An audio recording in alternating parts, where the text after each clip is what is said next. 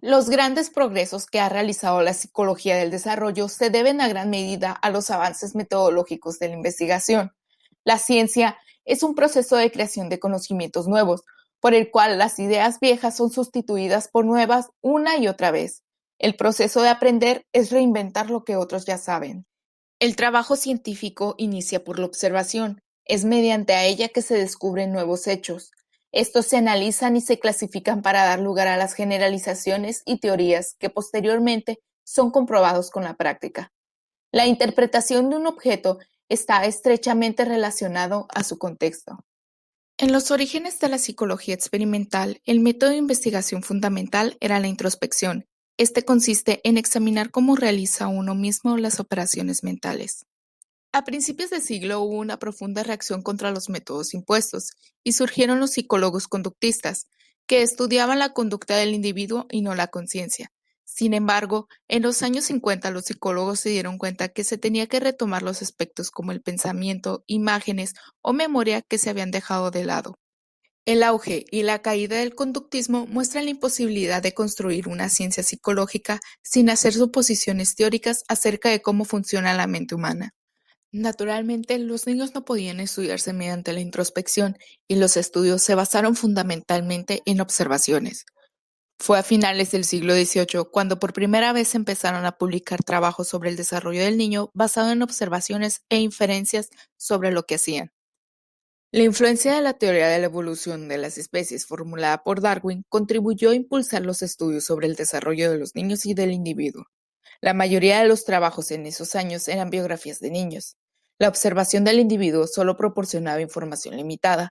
Esto impedía penetrar en muchos aspectos del comportamiento infantil. Los psicólogos del desarrollo acumularon una gran cantidad de información, pero a falta de teorías, datos de causa del desarrollo y del cómo se produce pasaban desapercibidas, ya que no hay observación sin que previamente se parta de una hipótesis, ya que son estas las que llevan al investigador a que se fije en un fenómeno. La simple observación en los niños es difícil y laboriosa. Además, presenta otras dificultades. Una de ellas es que el niño puede no presentar sus preocupaciones debido a su egocentrismo intelectual, haciendo que buena parte de su pensamiento permanezca implícito y oculto. Otro posible método de investigación para estudiar el pensamiento de los niños lo constituyen las pruebas estandarizadas. Un ejemplo de ello son los test. En este caso, se trata de preguntas idénticas para que los sujetos que se plantean siempre sean bajo las mismas condiciones.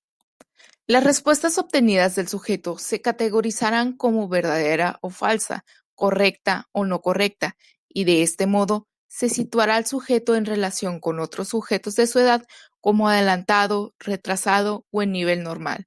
Sin embargo, solo se obtiene el resultado, pero no el proceso. El método basado en las conversaciones abiertas con los niños tratando de seguir el curso de su pensamiento se le denominó clínico y más tarde crítico. Puede utilizarse de manera simplemente verbal en conversaciones con el niño o planteándole un problema con un material en concreto. Piaget señala que en la entrevista clínica pueden encontrarse 5 tipos de respuestas diferenciadas. Estas se encontrarán divididas por las características de su origen. Entre las primeras de ellas se encuentran las respuestas espontáneas. En esta, el niño posee espontáneamente, sin intervención del experimentador o del adulto. Este tipo de respuestas son las que más interesa conocer. Las respuestas desencadenadas son surgidas en la entrevista ante las preguntas del experimentador, pero elaboradas por el sujeto relacionadas con el resto de su pensamiento. La distinción entre las respuestas espontáneas y las desencadenadas resulta extremadamente difícil y solo podría apoyarse en la observación. Las respuestas sugeridas son producto de la entrevista, se encuentran influidas por la intervención del experimentador. Este tipo de respuesta debe de tratar de evitarse. Las respuestas tipo fabuladas son historias creadas por el niño a lo largo de la entrevista, con poca relación con el tema y de carácter personal. Sin embargo, este tipo de respuestas son poco frecuentes. Finalmente se encuentra el tipo no importaquistas.